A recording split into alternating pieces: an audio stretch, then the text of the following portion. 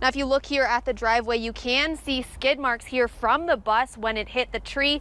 And when you come up here, you can see still a little piece of the bus left. And I was first on scene as that crime scene tape was going up and the ambulance was leaving the scene. Now let's take a look around. If you look over here towards your west, you'll see America the Beautiful Park. And then on the other side of the bridge, you will run into the Olympic and Paralympic Museum. When you pick up the phone, you're going to have to dial 719 or 970 before the other. Armijo admitted to knowing the victim involved in Friday's explosion because he reportedly sold him a guitar that he never got paid for. Police say that the suspect is the boyfriend of one of the victims. He reportedly drove to the home, walked inside when he began shooting. Well, right now, fire investigators are on scene and they're trying to figure out what happened. Now I'm going to step to the side just so that you can see the extensive damage on the house. The Pueblo County Sheriff's Office shared these pictures of a day Amanda DeFusco will never forget. Crews at A Basin tell me that this morning the energy was high, and compared to last year's quieter opening, it's great to have those who love skiing and snowboarding back on the mountain. Today was a very exciting day for students and families in the area. Organizers tell me that more than 400 students participated in the event. Cars were decorated to show off and recognize all the students' hard work. Parents are always the biggest fans of their kids, but it's not every day that your child takes home the first Olympic gold medal in Taekwondo for the USA. She showed talent early. I want to say she was like 10, 11 when, they start taking her on a tournament. Anna's family always knew that she was talented, and she set her sights on the Olympics when she was a little girl. She would talk about her sport, and she would say yeah, I'll go to Olympics. So, all kids in the school knew that Anna's going to go to Olympics, and yep, she did it. What was supposed to be a weekend the Zoletich family would never forget started off on a low note. Their 2 ATVs and a trailer were stolen right outside of their house. But nothing could take this moment away from them. I'll be thinking of my daughter's success, but it's difficult. I cannot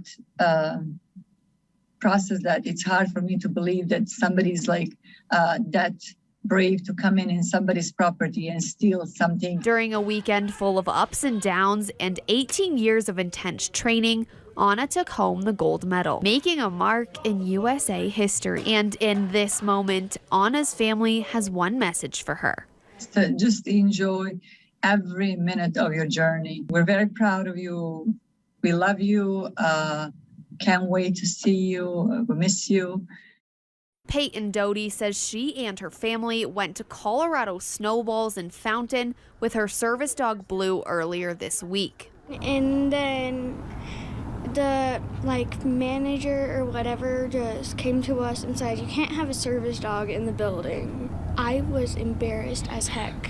Peyton says the owner told her his business was, quote, a sterile environment, so the dog was not allowed inside. And he told that to me too. So I called the El Paso County Health Department. According to the Colorado Retail Food Rules and Regulations, service animals are permitted in retail food establishments that are open to customers. I also talked to the Rocky Mountain ADA Center. They say ADA rules state, quote, establishments that sell or prepare food must generally allow service animals in public areas, even if state or local health codes prohibit animals on the premises. The business owner wouldn't talk to me on camera about what happened with Peyton, but did give me this statement saying, quote, Colorado Snowballs has never denied service to anybody. We strive to find the best ways to accommodate and serve our customers and community. We follow all the rules and guidelines provided by the state to make every experience the best possible. Being a disabled vet myself, it is very important to provide these services to our community. But most of all, congratulations, class of 2020. The past 14 months were unlike any other, and after a long year apart, students at Colorado College were grateful for the opportunity to recognize their strength, resiliency, and achievements during this important milestone. It was definitely sad to not have closure with our friends, but This was a good opportunity to see people again and definitely have that sense of closure. This time last year, Colorado College graduates had to celebrate their 4-year achievement from their homes with no idea if they would get the recognition they fully deserved. Last year, their university career just ended one day, going to spring break, and all of a sudden it was over. Thankfully, hundreds of 2020 graduates were able to celebrate this morning at Widener Field and toss their hats into the air. And to top it all off, friends and family were able to watch from the stands. It was emotional. It was it's a lot of hard work, and to see them end in this way, it was great to see. We have gotten our ending of some kind. I was definitely feeling a little anxious going into it, but now it's like a weight lifted off my shoulders.